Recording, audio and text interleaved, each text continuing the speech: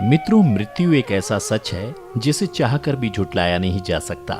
जो इस दुनिया में आया है उसका एक समय बाद यहाँ से जाना तय है।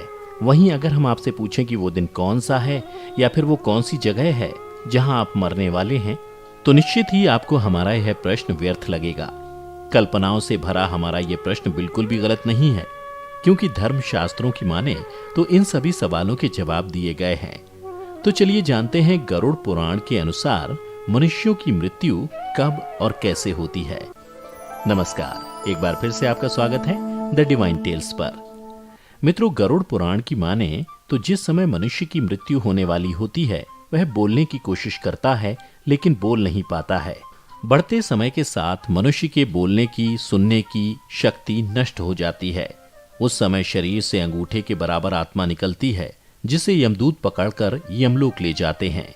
गरुड़ पुराण में ऐसा वर्णन मिलता है कि यमराज के दूत आत्मा को यमलोक तक ले जाते हैं, उसे डराते हैं और उसे नरक में मिलने वाले दुखों के बारे में बताते हैं।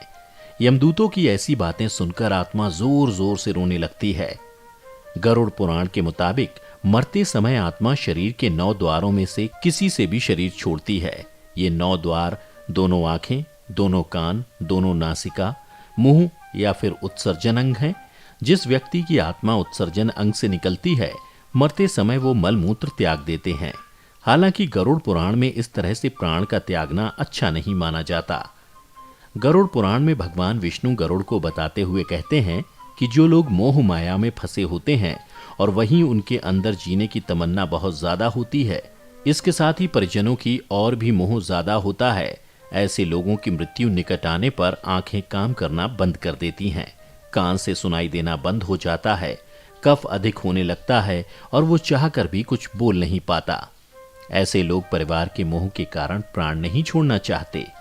फिर यमराज के दूत बलपूर्वक उसके प्राण निकालते हैं और ऐसे में जब उनके प्राण आंखों से बलपूर्वक निकलते हैं तो आंखें उलट जाती हैं। बता दें, शास्त्रों के अनुसार जो लोग जीवन भर धर्म के मार्ग पर चलते हैं उनके प्राण मुंह से निकलते हैं। यह बहुत ही शुभ माना जाता है।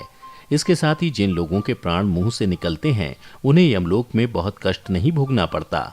ऐसे लोगों के प्राण जब मुंह से निकलते हैं तो उनका मुंह टेढ़ा हो जाता है।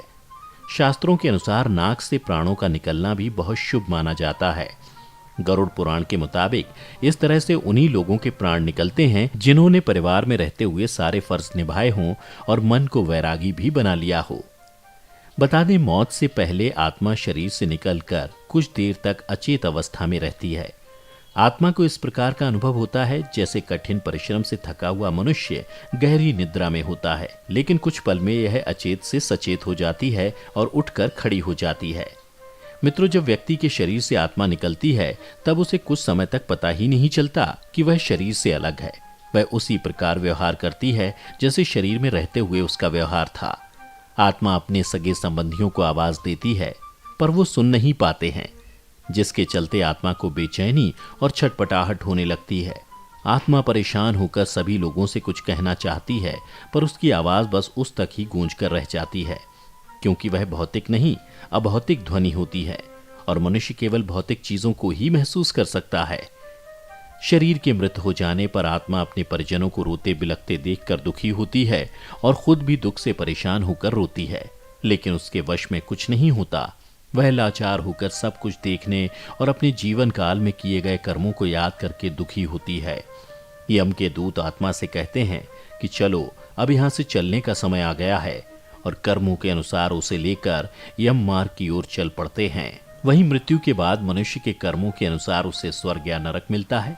बता दें, गरुड़ पुराण के अनुसार सबसे पहले मृत्यु के बाद आत्मा को यमदूत केवल 24 घंटों के लिए ही यमलोक ले जाते हैं और इन 24 घंटों के दौरान आत्मा को उसके द्वारा किए गए सभी पाप और पुण्य दिखाए जाते हैं।